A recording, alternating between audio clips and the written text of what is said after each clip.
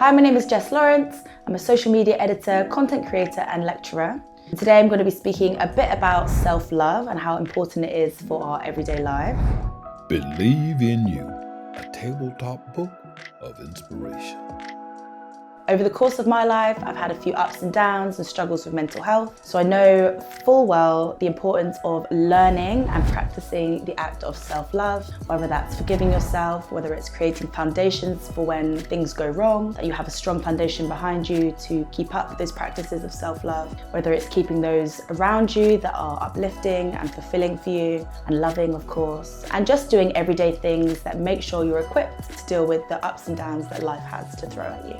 Self-love is not necessarily about being narcissistic or arrogant or, having an inflated self-esteem. It's about the necessary steps and things that you need to incorporate into your life that equip you to be the best person you can be. It's not conceited, it's necessary.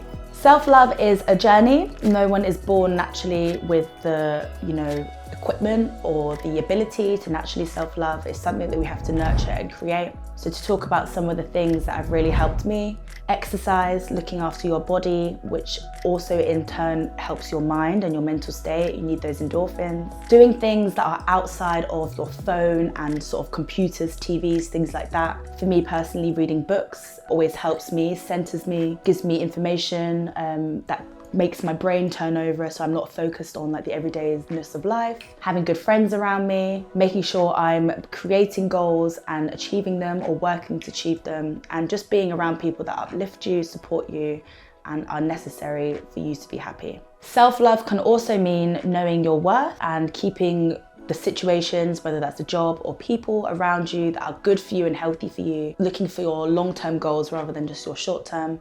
For me also, having situations where I've dealt with depression and bad mental health, that is when I think the practice of self-care really comes into action. And I don't mean when you're going through difficult times, that's when you start the self-care process. I mean, when you're feeling good or feeling all right, that is the time to make healthy habits and healthy routines. And I'm not perfect at it at all. I've still got a long way to go into making sure that my self-care routine is great. But I think starting with the basics, which I'd say are food, socialness, so hanging around with your friends and your family and people that uplift you, making sure you're working towards something, and just taking time for yourself, whether it's sports activities, whether it's arts, whether it's just a simple walk in the park. Taking some time that is just for you, I think, is really, really crucial. And then when things do go wrong and you're not in the best mental situation and the chemicals in your mind and your body start to feel a bit more normal and get perspective. So for me, it might be taking a walk in nature. I love outside, I love the sea, and that always creates a feeling of awe, something that's greater than yourself, which can help in those bad moments. Exercising is absolutely crucial for me. I'm not putting too much pressure on myself to, got to run 5K today. It could be simply going for an hour walk or going to the gym and just doing something on the cross trainer, for example, for half an hour. Is still better than doing nothing, and making sure you're around the people that love and support you.